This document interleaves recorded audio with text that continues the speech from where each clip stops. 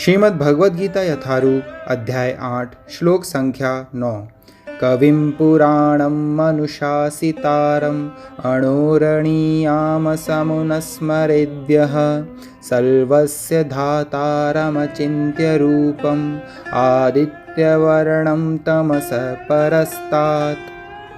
मनुष्य को चाहिए कि परम पुरुष का ध्यान सर्वज्ञ, पुरातन, नियंता, लघुतम से भी लघुतर, प्रत्येक का पालन करता, समस्त भौतिक बुद्धि से परे, अचिंत्य तथा नित्य पुरुष के रूप में करे। वे सूर्य की भांति तेजवान हैं और इस भौतिक प्रकृति से परे दिव्य रूप हैं। तात्पर्य: इस श्लोक में परमेश्वर के चिंतन की विधि का वर्णन हुआ है। सबसे प्रमुख बात यह है कि वे निराकार या शून्य नहीं हैं। कोई निराकार या शून्य का चिंतन कैसे कर सकता है? यह अत्यंत कठिन है। किंतु कृष्ण के चिंतन की विधि अत्यंत सुगम है और तथ्य रूप में यहाँ वर्णित है। पहली बात तो यह है कि भगवान पुरुष हैं। हम राम तथा कृष्ण को पुरुष रूप में सोचते हैं। चाहे कोई राम का चिंतन करे या कृष्ण का, वे जिस तरह के हैं उसका वर्णन भगवद गीता के इस श्लोक में किया गया है। भगवान कवि हैं, अर्थात वे भूत, वर्तमान तथा भविष्य के ज्ञाता हैं। अतः वे सब कुछ जानने वाले हैं। वे प्राचीनतम पुरुष हैं क्योंकि वे समस्त वस्तुओं के उद्गम हैं। प्रत्येक वस्तु उन्हीं से उत्पन्न है। वे ब्रह्मांड के परम नियंता भी हैं।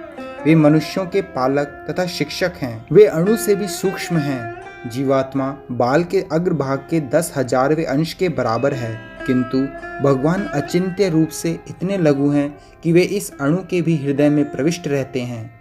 इसलिए वे लघुतम से भी लघुतर कहलाते हैं। परमेश्वर के रूप में वे परमाणु में तथा लघुतम के भी हृदय में प्रवेश कर सकते हैं और परमात्मा रूप में उसका नियंत्रण करते हैं।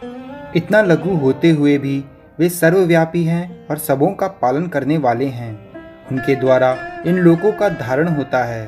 प्राय हम आश्चर्य करते हैं कि ये विशाल लोक किस प्रकार वायु में तैर रहे हैं।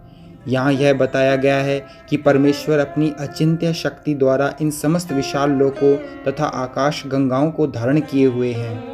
इस प्रसंग में अचिंत्य शब्द अत्यंत सार्थक है। ईश्वर की शक्ति हमारी कल्पना या विचार शक्ति के परे है, इसलिए अचिंत्य कहलाती है। इस बात का खंडन कौन कर सकता है? वे इस भौतिक जगत में व्याप्त हैं, फिर भी इससे परे हैं।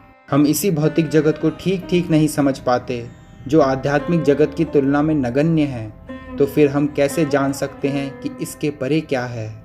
अचिंत्य का अर्थ है इस भौतिक जगत से परे, जिसे हमारा तर्क, नीतिशास्त्र तथा दार्शनिक चिंतन छू नहीं पाता और जो अकल्पनीय है। अतः बुद्धिमान मनुष्यों को चाहिए कि व्यर्थ के तर्कों तथा चिंतन से दूर रहकर वेदों, भगवद गीता तथा भागवत जैसे शास्त्रों में जो कुछ कहा गया है उसे स्वीकार कर ले और उनके द्वारा सुनिश्चित किए गए नियमों का पालन करें। इससे ज्ञान प्राप्त हो सकेगा। हरे कृष्णा।